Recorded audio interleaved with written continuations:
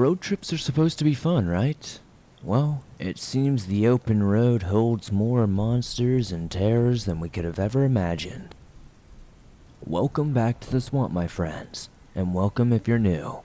It's good to see you made it to another episode. Today I'm going to be sharing some creepy and allegedly true road trip horror stories. As always, if you have a story that you would like to share in a future episode, be sure to submit your story at swampdweller.net or the email you can find in the description down below. I'd love to share your story with everyone here in the swamp. It's stories like yours that truly help keep this show going on a daily basis. Now, without further ado, let us jump right into these creepy and allegedly true road trip horror stories that'll keep you off the road anytime soon.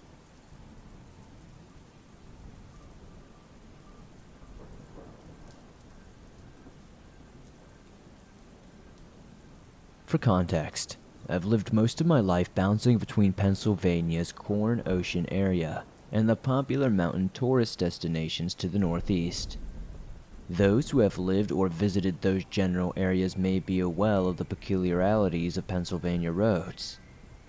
Firstly, that they are horribly managed, and secondly, these roads see a lot of death. Roadkill is a problem just about anywhere with motorists, but I hardly go a single day without seeing mangled deer carcasses. Most deer here are pretty and well-mannered, which is probably why it's particularly disturbing to see fawns with crushed skulls, or does with their entrails dragged upwards of 10 yards down the highway. However, wildlife gore isn't the specific sort of death I was obsessed with growing up. My thing was looking out the window and finding crosses, markers left for those killed on or near the road, typically from car accidents. There's one not far from me that has the word Jessica written in a bubble font on magenta painted wood. Hers has been there as far back as I can remember. I'm in my early 20s now, but someone still tends to it and occasionally brings flowers and places photos around it. Honestly, I've always found it heartwarming that Jessica is loved, even now. Many crosses I've come to expect on my daily routes have become worn, knocked over, and just generally abandoned. I realize there probably isn't anyone left to take care of them, but it is still sad to know that these crosses that symbolize someone else's loved one are now lost to decay and rot. Disheartening as that is, at least I can mentally distance myself from it. If you pushed it far away, it's easy to pretend that death is not part of living. Although, I was rather abruptly forced to acknowledge it a few times in my childhood. Once, on a dark summer night, a family friend was driving me back to my mom's following a long road trip we had taken. It's about a 2-hour ride, and being an annoying 12-year-old, I didn't even try to sleep, which meant I was looking out the window, watching the tree line along the highway. We soon came upon a blocked lane and the flashing lights of an ambulance and police. I watched, sort of shocked, as a person that had a sheet drawn over them was hauled into the back of an ambulance. The adult driving quickly assured me that the man was going to be just fine, and that was the end of the discussion. I'm feeling pretty sure that was my first dead person experience outside of a funeral. Despite the distance and the reassurance of my family friend, there was no obvious gore, and while I do remember seeing a damaged vehicle, it was only a little smashed up on the nose, and alongside the driver's side. Overall, probably not something that should have left a big enough impression on me that I still think about it to this day. And perhaps I wouldn't have, if it didn't happen in combination with my first experience with road hallucinations. It was a good hour down the line after I saw it. I was nearly home to my mom when the road began to shift and undulate. I mentioned it to the driver, who told me I was just tired, and it was a common mirage. To my initial amusement, I began to see figures scrawled out on the surface of the road, like 2D cartoons. I began to describe it to the family friend, the many dragons and sweeping humanoids I was seeing in these dizzying little patterns, laughing and occasionally staring a bit as the visions grew more vivid. The friend driving me told me to stop looking at the road if it was scaring me. I, of course, didn't listen. Suddenly I saw a very pale, translucent figure in front of us about 15 yards away. It was low to the ground and appeared to be a person resting on its belly. I watched as it began to rush towards us, now clearly legless but crawling at a breakneck pace with its arms. It jumped on the hood of the car, its face pocketed with empty sockets, like black voids. I screamed out loud, and then it was gone. I got reprimanded for hollowing and screaming and scaring the driver. I stopped looking at the road and happily walked into my mother's home when we arrived. Even though I told her all about my visit with my dad and my trip, including the weird illusions I saw, telling my mom didn't stop me from plugging an old nightlight in the wall before going to bed and hiding under my blankets. That was also the first and last time I saw such a vivid mirage while in the car or otherwise. It's hard to describe just how very real this event felt to me, even though it happened so quickly. I still can picture its body and face moving towards me on that highway. Rationally, I know it was a trick of the mind. I still love long road trips, especially if I'm not driving and get to watch the scenery. However, I do not try to stare too long at the dark asphalt these days.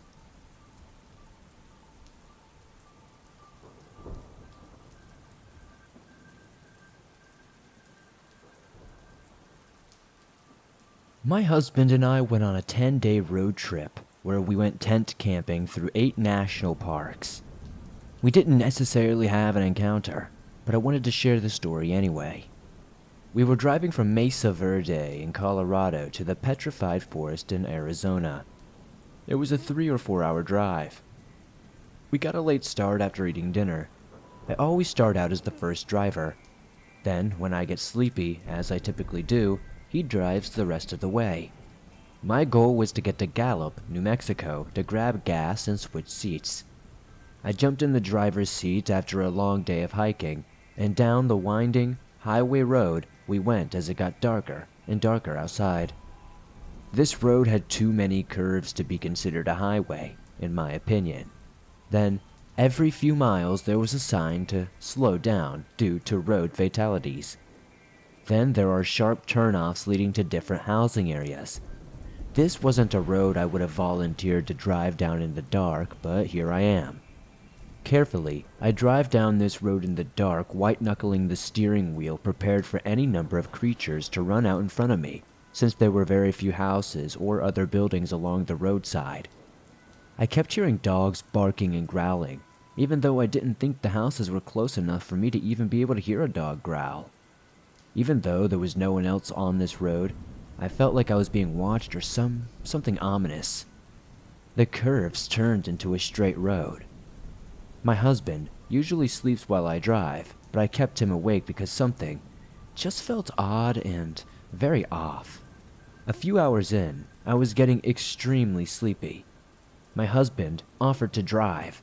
I would just have to pull over on the side of the road. I told him it was okay and nervously joked that if we stopped, the car probably wouldn't come back on, or we would end up getting the door knocked on by some black-eyed children. He stayed up and we chatted about how eerie this road felt. 30 minutes later we saw lights and the town of Gallup, New Mexico. I pulled into McDonald's and we got out to stretch and switch seats. That's when we noticed the highway signage. The top marker reads Highway 491.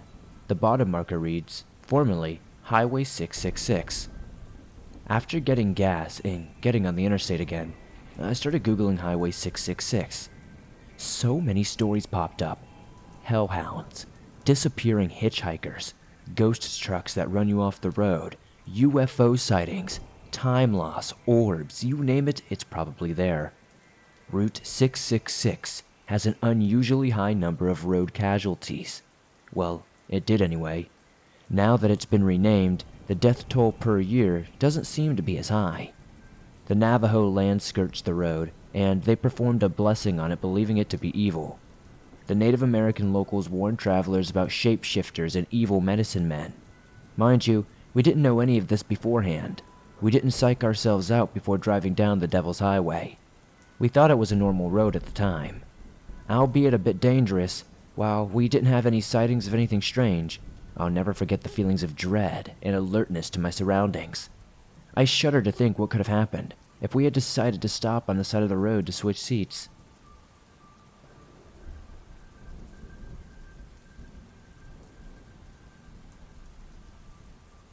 A little background on me. I'm a 19-year-old male, and I was traveling with my girlfriend. We were on a road trip to visit my grandparents who lived a couple of states away. They said we could stay at their place for a few weeks over the summer, and it seemed like a no-brainer because they lived on the beach.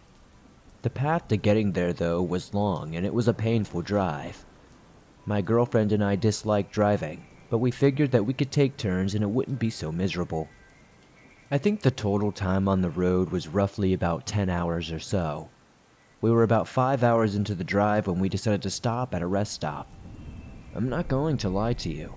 We stopped quite a bit. I'm a little compulsive with drinking water because I like to stay hydrated. As you might imagine, there are some consequences of being hydrated. It did irritate my girlfriend to an extent, but not very much. I think she secretly liked that we were stopping for my sake and not hers, because she always seemed to buy something every time we stopped.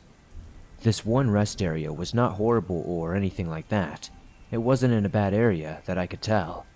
It seemed like a very typical safe rest stop, but this is where one of the most horrifying experiences of my life took place. At least, the first part of it. This has simply been one of the many times when I pulled off of the road to go pee. When I saw that there was also a McDonald's near this one rest area, I decided to wait until we got there. I normally don't eat McDonald's, but I let myself do it on special occasions like road trips. It makes the drive go by a little better, even if it makes my stomach feel like garbage. So, I went to the bathroom and she bought some more cigarettes. We had already made our way to the McDonald's when we had our first appearance with this creepy guy. We did talk to him a little bit. Let's call him Joe. He was the strangest looking man I've ever laid my eyes on. He looked like he didn't come from this country or anything like that. And not on a racial basis or anything, he just looked like he had a completely different lifestyle. As if he lived off the land and had never used electricity a day in his life. His beard went all the way down to his stomach, and if you looked at it for long enough, you could see food particles in there. And some of them, not even from a meal that he had eaten today, probably from days before. So that should give you a good idea of his level of cleanliness. The rest of his outfit followed suit. A dark pair of jeans that looked like they hadn't been washed in a decade, and a large leather jacket that looks like the oldest thing I've ever seen in my life. I'm sure it wasn't that old, but it had a timely appearance due to it being in such poor condition. Anyway, we spoke to Joe because he awkwardly sat next to us at McDonald's. I thought this was extremely strange, and it weirded me out. I am an introvert by nature. Talking to people is extremely taxing. My girlfriend is an extrovert and always attracted people that were interested in the conversation. I just found it strange because I never had someone randomly sit at the same table as me. Like, this was kind of very out of my comfort zone. I figured that it was because of my girlfriend attracting talkers, but looking back, it was probably because we appeared to be easy targets. Joe sat down next to my girlfriend and started asking us what we were doing and where we were going. My girlfriend, being the optimistic and unsuspecting person that she is, gave him the entire story, that we were basically 5 hours away from anyone that we knew in any given direction. I tried to give her a look that she needed to shut up, but she didn't get the hint. We had already ordered our food and were sitting down and eating. He didn't order anything. He just invited himself to our table and talked to us for the entire time. At first he was rather polite, but had a thick accent that didn't seem like it belonged anywhere that I knew of. I couldn't tell you where the accent came from because I've never heard anything like it in my entire life. And this is coming from someone who knows plenty of people from the North, Midwest, the South, Australia, and anywhere else in the world. This accent just didn't seem like it came from Earth. After a painful experience of trying to get away from Joe, we got back in our car and started on the journey again. As we got to our car, I also noticed that Joe had gotten into his car as well. As we had pulled out, Joe was a good distance away from us. I thought this was extremely strange, and the warning signs in my head went from flashing to high alert. I knew that we were in danger. I was driving and I tried putting the pedal to the metal. The next half hour or so, I had probably gone faster than I ever have in my entire life. I was normally a safe driver, but this guy was really freaking me out. I tried telling my girlfriend that this guy was tailing us, but she genuinely didn't believe me. She thought I was just being paranoid. But what are the odds of seeing this guy at the gas station, and then him being behind us for 30 minutes after we get on the road? She told me to pull over at the next rest stop and we would know for sure if he was trying to do us harm. Stupidly, that's exactly what I did, and my worst suspicion came true. He pulls off at the same rest stop and parked right next to us. My adrenaline was rushing as I got ready to fight this guy. I didn't know what else to do. I told my girlfriend to call the police, and then I got out of the car. He was easily a foot taller than me, but he was a little older and probably not in the best shape. I could probably take him if I had to. I also had the benefit of being an athlete at my college. I did all the intramural sports stuff like that, so I was in decent shape. But none of that mattered when Joe pulled out a knife. There was an immediate understanding between the two of us at that moment.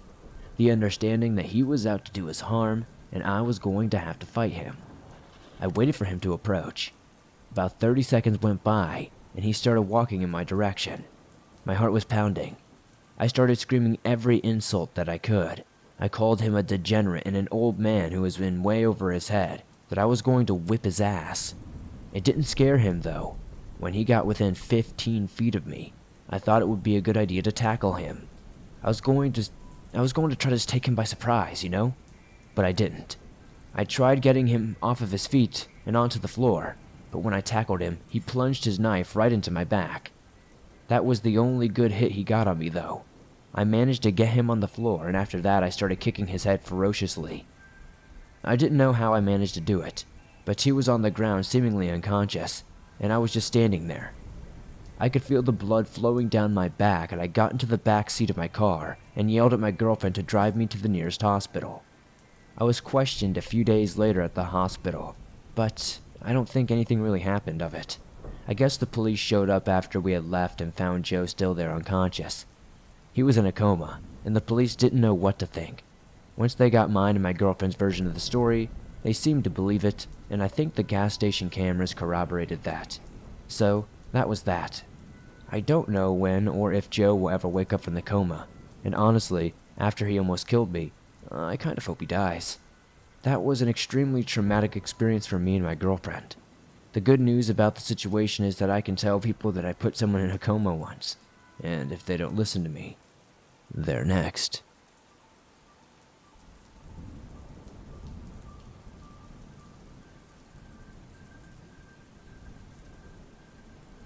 This story happened to my dad and his wife.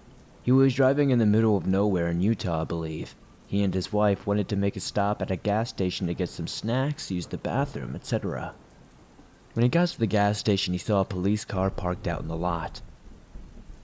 When they walked into the gas station, he saw a man at the register. My dad saw that the man was listening to a police radio. My dad didn't really think anything of it at the time, and he asked the man if they needed a key to the bathroom or if it was unlocked. The man looked anxious and uncomfortable. The man told my dad that he didn't think that he needed one, so my dad walked to the bathroom. Right before he went in, he saw a doorway with a curtain in front of it next to the bathroom door. My dad looked at the end of the curtain and saw that there was what he thought to be men's feet and what he believes to be police officers' shoes. My dad tried to stay calm, so he walked into the bathroom and just stood there contemplating what to do. He got himself to calm down. Then he walked out calmly of the bathroom and went to his wife and calmly said, "Hey babe, let's go home. I'm pretty tired." My dad just wanted to make sure this guy couldn't do something to them if something ended up happening. She looked confused, but then understood what he was trying to do, so they paid for the gas and left. What my dad thinks happened is that guy killed the police officer and took his police radio to make sure no one was trying to contact the police. But while he was hiding the body, my dad and his wife drove into the lot, so he pretends to be the cashier. I asked my dad why he never called the police, and he said that if he did, the guy at the gas station would hear the dispatcher, and he would go after my dad. They were on a road trip and had a huge trailer, and that guy could easily catch them, I guess. I don't know. That's the logic he had at the time.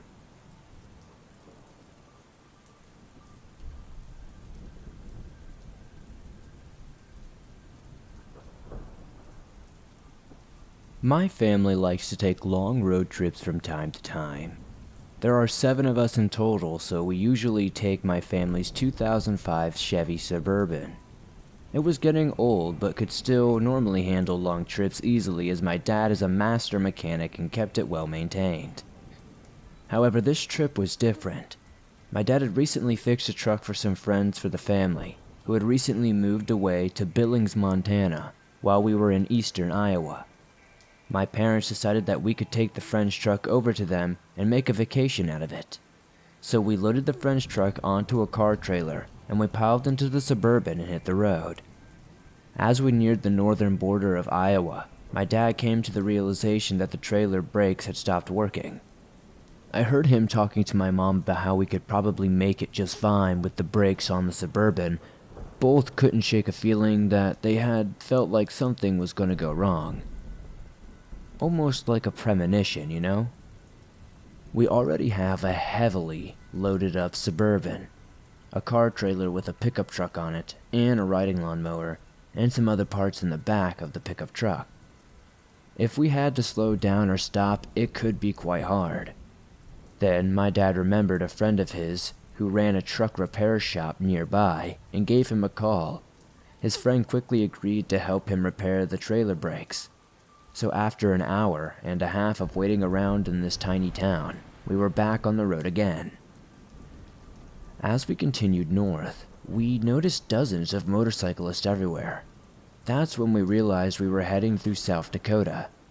At the same time, we were going through Sturgis. For anyone who doesn't know, Sturgis is a huge motorcycle rally town, basically in South Dakota. Now, my dad quickly begins to get a little tense as we don't really have anything against bikers, but due to the sheer amount of them and the large vehicle and trailer combo that we are driving, it was going to be a challenge to stop if they needed to bob and weave between us, you know? After some time, we finally make it to the hotel that we had booked that night. Now, my mom had really wanted us to visit Mount Rushmore for obvious reasons. It was along the route, and we wouldn't have to make too much of a detour. As we were getting closer to Mount Rushmore, I noticed more and more mountains, and even more bikers as we continued to push onwards. We finally made it to Mount Rushmore, and as soon as we had hit the suburban parking area, my dad immediately gets out of the car and sits down and starts shaking his head in his hands. My dad is not easily shaken at all. Seeing him in this condition really surprised me. I had to ask him what was wrong, when my mom grabs my arm and pulls me away, and leads all my brothers away to some public restrooms. A little while later, my dad joins us at a bookstore and had mostly calmed down. I then hear my dad say something, and I think he was mentioning why he was so shaken up. It turns out we had nearly killed over a dozen bikers at the bottom of a long, steep hill. We were trying to make our way down the hill, and my dad realized that there was a large group of bikers at the bottom of the hill, all stopping at a red light, which had to be the worst placed intersection I have ever seen. When my dad saw it, he stomped on the car's brakes, and to his horror, they failed. He then locked the trailer brakes, and then somehow, by the will of God, it brought us to a stop. He's not sure how they managed to do it, but thank God that they did. He knew, for certain, that if we had not fixed the trailer brakes, we would have certainly crushed all those bikers, and they would have had no idea that they were going to meet their fate that day.